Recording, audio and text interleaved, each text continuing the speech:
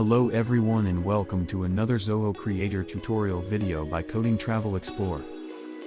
Let's first build a new property and see if the listing is already shown on the main page.